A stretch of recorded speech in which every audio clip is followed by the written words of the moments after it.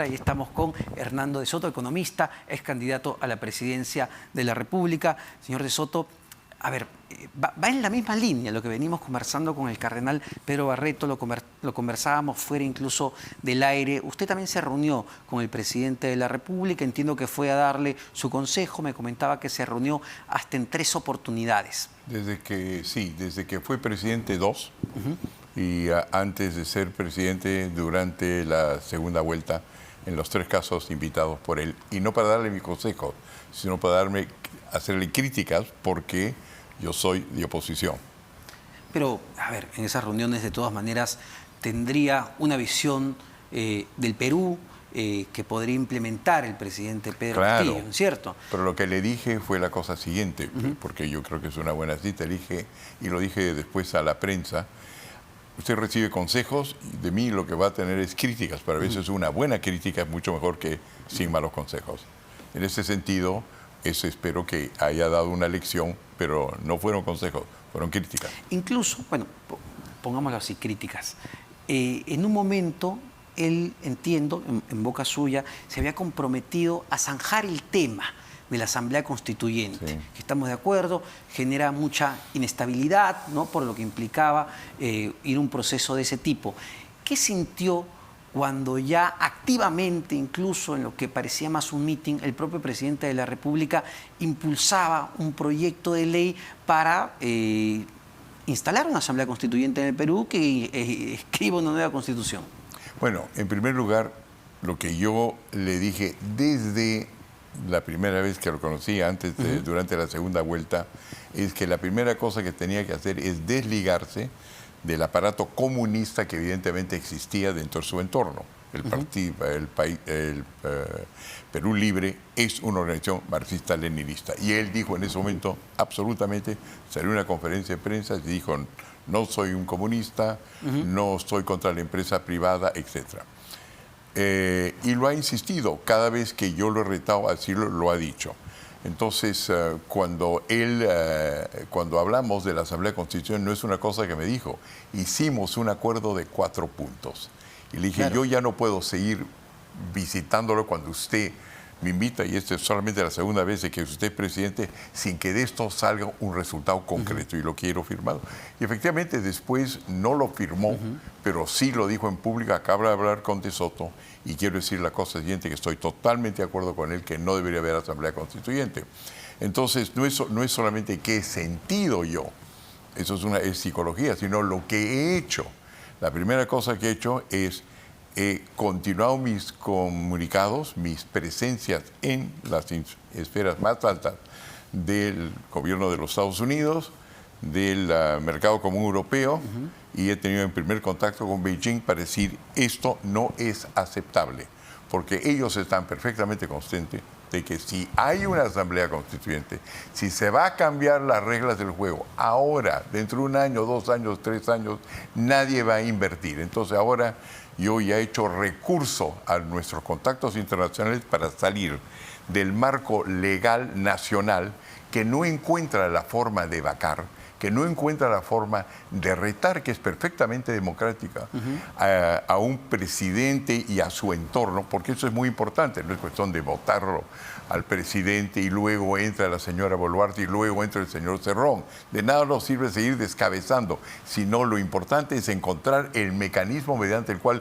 todo el aparato comunista tiene que ser o puede ser extirpado. ¿Cuál sería, y usted lo dice en un video, ¿no?, y habla de un tren que se está descarrilando, y cuál sería el camino justamente de solución? Yo le cuento.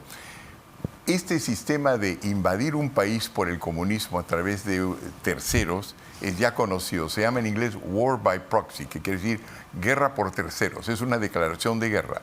Eso ocurre, entre otras cosas... Solo para que quede claro como pie de página y usted continúe. ¿Quién gobierna en este momento? ¿Vladimir Cerrón o Pedro Castillo? Déjame contestarle la primera pregunta, porque ha sido bien concreta, y después voy a la segunda, que también es concreta. La primera es la siguiente: si existe un acuerdo entre dos partes, como existía entre Rusia y los Estados Unidos, de que ninguno iba a enfrentarse directamente. El hecho de que Rusia envíe a distintos países latinoamericanos y africanos tropas cubanas, que ocurrió en el caso de Namibia, Mozambique y Angola, eso tiene derecho a una respuesta ya no legal, sino política, dentro del marco legal. Ese es el lugar donde yo estoy tratando de insertar el Perú para que podamos, a la luz del derecho internacional, encontrar el espacio legal en el cual terminemos con la posibilidad de un gobierno comunista en este país. Eso es la primera pregunta. Solo sobre esa pregunta me parece importante. ¿Eso implicaría la intervención de un gobierno extranjero? ¿Cuál sería la implicancia concreta de lo que propone? La comunidad internacional, hay varios caminos que son posibles. Cuando se trató del golpe de Estado de Fujimori el 5 de abril de 1992, yo fui encargado para ir y mediar entre los países latinoamericanos, liderados en ese momento por Baena Suárez, secretario general de la OEA, el ministro Grossespiel de Uruguay, que era encargado del caso Perú, y por otro lado el señor Aronson, que era encargado por parte de los Estados Unidos, y en la OEA se resolvió el golpe de Estado del Perú. Se puede seguir un mecanismo similar con Naciones Unidas y varios organismos internacionales. Es un cambio de derecho donde los que somos demócratas nos podemos defender. Ya, pero a ver, para tratar de entenderlo mejor, ¿qué en concreto harían estos organismos internacionales con el gobierno de Pedro Castillo? Porque finalmente Pedro Castillo dice, mire, yo gané las elecciones en una elección limpia y pues el Congreso no me ha vacado y yo no quiero renunciar, entonces quiero estar así. ¿Qué en concreto harían esos organismos? Bueno, en concreto le digo lo siguiente. Hay un acuerdo de que Rusia no invadiría ningún otro país. Rusia acaba de invadir Ucrania, cosa que no ha debido hacer. Los países de Occidente se han reunido y no han invadido Ucrania, sino sencillamente le han puesto presión democrática para que se puedan defender.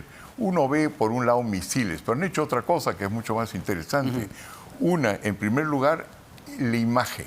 Han comenzado a decirle al mundo lo que está pasando en Ucrania es importante porque desde ahí se puede esparcir un gobierno autoritario que viene heredero de una tradición comunista que no solamente es económico, sino también política.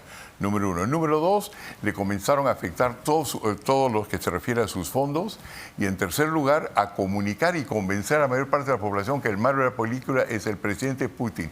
Eso ha sido formidable. En nuestro caso, estamos siendo invadidos por un país ruso, el país Rusia, que fue el que entrenó a los servicios secretos de Cuba, ¿no es cierto? Y que estos entrenaron a dos personas en América Latina que ya los conocemos, dos agentes secretos. Uno se llama Maduro, el siguiente se llama Cerrón, y estos a su vez han encontrado la manera de capturar un candidato provinciano venido de Chota, que es sindicalista, utilizarlo de frente, y eso es guerra por terceros. ¿Usted cree entonces que acá hay injerencia del gobierno ruso sobre el gobierno peruano? Pero por supuesto que sí, pero por razones distintas que las de Cuba y Venezuela. La razón del gobierno ruso es el siguiente: ellos, lo que han entrado después de haberse separado de Cuba, le perdonan a Cuba una deuda de 32 mil millones de dólares. 32 mil millones de dólares. Es equivalente si uno perdona una deuda de otra persona, le está dando dinero. Y la razón por la cual me resulta absolutamente claro que entran ellos no es para esparcir la doctrina marxista-leninista, sino para utilizarla con el fin de decirle a los Estados Unidos en sus guerras para los límites de lo que es Rusia, con Polonia, Moldavia, Ucrania, Crimea, todos esos partes, de decirle, bueno, si tú me rodeas de tus misiles y de la OTAN, yo te voy a rodear ahora no solamente con Cuba, no solamente con Venezuela, sino con el Perú. Ese es el juego internacional, cosa que no hay manera de salir del problema peruano hablando sencillamente quién descabezó a quién se está acostando con quién ha pasado de partido a otro partido, sino tenemos que movernos dentro del contexto internacional, porque ahí nosotros somos solamente una pieza en el ajedrecero. Y según esa explicación, ¿cuál es el rol en este momento de Vladimir Cerrón en el Perú y en el gobierno de Pedro Castillo? Bueno, él es el que ha reemplazado el Sendero Luminoso, solamente que esta vez no son armas, esta vez no son subversiones, sino está utilizando el mismo esquema que utilizó el presidente Maduro para llegar al poder y consolidarse en él.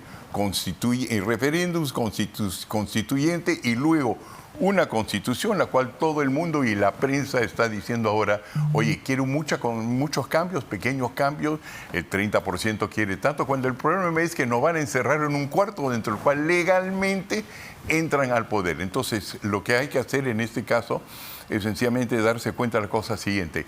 Ese es el esquema venezolano que también ha sido utilizado en otros países. ¿Y cuál es el resultado de eso? Y esa es la razón por la cual me encanta tener esta entrevista. Pregúntenle a Venezuela dónde está la nueva constitución. No la hay. Lo que les interesa a ellos es, para mí resulta claro en el caso del señor Cerrón, no sé en el caso del señor Castillo, pero en el caso del señor Cerrón, lo que ellos quieren es tener el monopolio de la violencia sin restricción alguna, que es lo que ocurre en Venezuela y en Cuba. Pero en este momento, Vladimir Cerrón gobierna el Perú, tiene capturado al presidente a través de sus votos en el Congreso de la República. ¿Cuál es su apreciación? Bueno, la misma que ustedes y la misma que dijo el expresidente Vizcarra. El presidente es voluble. Hay días en los cuales gana Cerrón y hay días en los cuales gana el presidente Castillo. Pero la pelea ahí es evidente. El presidente Cerrón, en la primera vez que me invitó a hablar el presidente Castillo, él dijo, no se le ocurra hablar, yo se lo digo como secretario general, con el señor de Soto, porque él es el autor del Fujishock, por un lado, y por otro lado, ese que él permitió regresar a la Constitución del 93.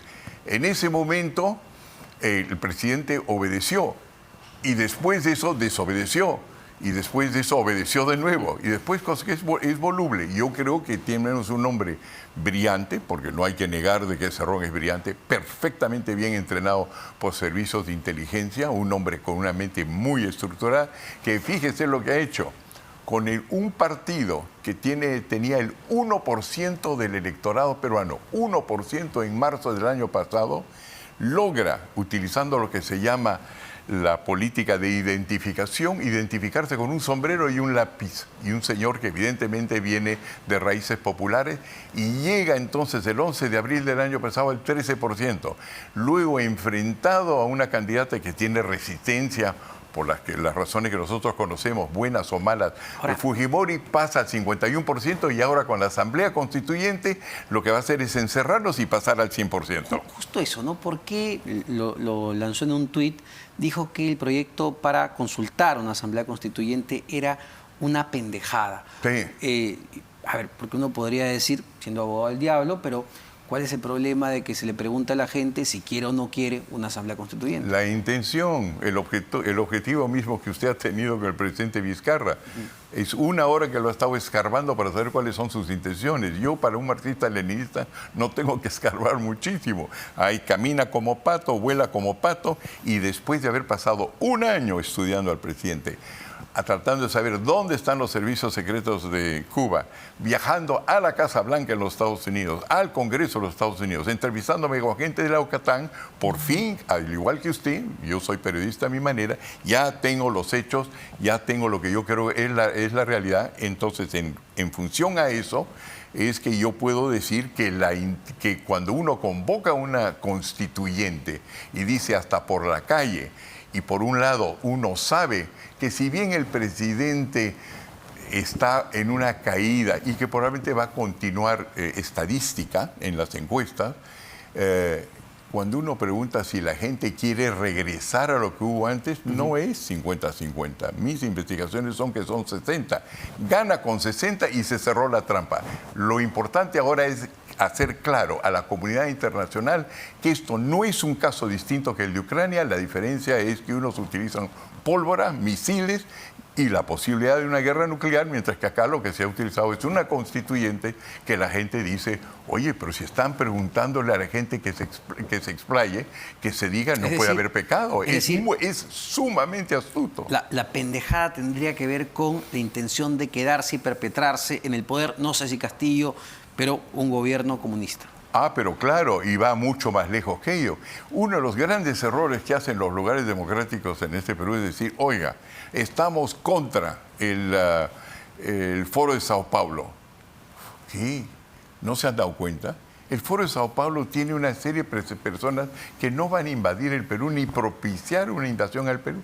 Probablemente entra a la presidencia de Brasil, quién sabe, el señor Lula. Él nos va a atacar. El presidente de Chile nos va a atacar. El presidente de Colombia nos va a atacar. No, la única posibilidad es que eso venga por el lado de Cuba. Entonces, en ese sentido, eso es lo que hay que parar. Y para darse cuenta de esto, porque es una maniobra sofisticada, estoy comenzando yo ahora la formación de un grupo democrático en el Perú que va desde el centro izquierda a otro lado para decir, no somos Lula, nuestro peligro no es Lula, nuestro peligro es el regreso a Sendero Luminoso. No existe otro paralelo en América Latina. Dejemos de identificar que el enemigo es la izquierda peruana. Unámonos más bien con los elementos democráticos que tienen y desbarranquemos el comunismo, que no es ni el 1% del país. Y hemos visto con la sumo cuidado e inteligencia que tiene cómo han agarrado el poder en varios otros países, incluyendo Cuba y, por supuesto, Venezuela. Sobre ese punto, le hago dos preguntas en una. ¿El presidente Castillo debe renunciar? ¿El presidente Castillo puede renunciar? Yo le voy a decir es que yo dudo que un presidente asediado como él, que sabe que en este país han tratado de hacer 11 vacancias, de las cuales han tenido éxito 5, y la mayor parte de los presidentes entran a la cárcel, no va a renunciar. Entonces no es que debe o puede, no va a renunciar. Entonces hay que definirlo y si es necesario sacarlo, pero no se saca a uno, se lo saca a los 3 y a todo el Partido Comunista que nos está agrediendo para meter a Cuba y meter intereses que son contrarios a aquellos del Perú al poder acá. Es muy grave la situación, no es una cosa de diremes y diretes. Ahora, permítame cambiar un poco de tema. ¿Usted cree en las declaraciones del empresario Samir Villaverde que hubo fraude en la primera vuelta, en las últimas elecciones? Se lo pregunto porque usted quedó muy ajustado para pasar a la segunda vuelta. En primer lugar, un poquito de propaganda. Cuando se llegó a la boca de urna, yo salí segundo. Y después me fueron bajando con las cosas típicas que existen en cualquier elección, aquí y en los Estados Unidos, etc. Pero lo que ocurre en ese momento es que yo traté de encontrar razones sistemáticas. Yo le puedo decir que había lugares en el Perú donde había un candidato o una candidata que recibía 100% del voto, es imposible, cosa que evidentemente hubo fraude ahí. Pero también lo hay en los Estados Unidos. La pregunta es si hubo una cosa sistemática. Y lo que ha ocurrido es que afuera, cuando han venido los observadores de distintos países, han dicho que no. Pregúntele usted a cualquier embajador en Lima, Perú, y le va a decir que no. Entonces yo no sé si hubo o no hubo. Lo importante es que un rojo se metió y que está utilizando su capacidad de palanquear el poder y de psicológicamente aplastar a un presidente que recién se está educando en los artes del gobierno y por lo tanto, como dicen en su momento en la Guerra Fría de los Estados Unidos, no importa si es rojo o es sencillamente un acompañante de ruta, en los dos casos se ha vuelto peligroso. Por eso es que cuando me ha invitado 2 veces al presidente le he dicho, tiene que estar absolutamente divorciado del comunismo o si no, eso lo va a arrastrar porque va a ser víctima de una gran guerra que existe hoy día entre Occidente, por un lado, representando la democracia, y los poderes autoritarios de otros países. Y si no se sepa ubicar en eso, no importa si es rojo o no es rojo, va a caer y va a ser destrozado en el proceso. Y en términos políticos, ¿qué le parece que otros ex candidatos a la presidencia en este momento estén compitiendo, candidateando a la alcaldía de Lima? Los 3 que van punteros, Rafael López Aliaga, Urresti y Forsyth, han sido ex candidatos a la presidencia. ¿Cuál es su opinión sobre eso? Mi opinión, está muy bien la competencia. Lo que me encanta son las elecciones. Van a debatir el uno con el otro. Vamos a ver quién se va a decir que tiene más experiencia y vamos a poder comparar. No existe otro sistema. Es el mercado político como existe un mercado económico. Vamos a poder comparar y espero que las reglas del juego sean claras. Y tenemos ahora, pues estamos el mes de mayo, lo que queda de mayo, junio, julio, agosto, septiembre, en 5 meses deberíamos saber. ¿Y usted por qué no se lanzó? ¿No le parecía atractivo, digamos, ser alcalde de Lima? No, no me parecía atractivo. ¿Por qué, me dirá usted? Porque no tengo especialización ahí. Lo que yo sí he hecho es asesorado y he montado programas para gobiernos afuera y he montado programas grandes para el Perú, incluyendo la Constitución de 1993. Me siento muy preparado para eso, no me siento preparado para ser alcalde. ¿Va a seguir tratando de ser presidente del Perú? Posiblemente, si yo veo que en este proceso hay alguien que sea menor que yo, que no es que me falte energía, pero de repente conviene una persona que es una cara nueva, digamos. En segundo lugar, que tiene los conocimientos que tiene yo, que sabe situar al Perú dentro de un contexto internacional, porque es ahí donde estamos. Todos nuestros problemas, que sean las faltas de vacunas, que usted ha hablado con el presidente Vizcarra, el hecho de que no estamos desaprovechando la posibilidad de tener grandes mercados en cobre, en oro, en litio, etcétera, todos son problemas internacionales, todos. Los liberales que se oponen al comunismo vienen inspirados por lo que pasa en Occidente, Estados Unidos. Es todo internacional. Si yo veo una persona que sabe jugar en ese escenario tan bien o mejor como yo, por supuesto que no me lanzo. Pero de otra manera yo creo que es mi obligación de ver si entro, si es que no me destrozan en una entrevista, por ejemplo, como esta. A ver, una última pregunta, señor de Soto, más tirada al campo económico. Usted es economista y sí me gustaría saber su opinión de cuál es la ruta en este momento de la economía peruana, hacia dónde estamos avanzando, si es que estamos avanzando. Es un desastre. Por el momento es un desastre. Unas cosas ya son antiguas. La primera cosa es que tenemos los más grandes yacimientos de varios metales ferrosos y no ferrosos en el Perú.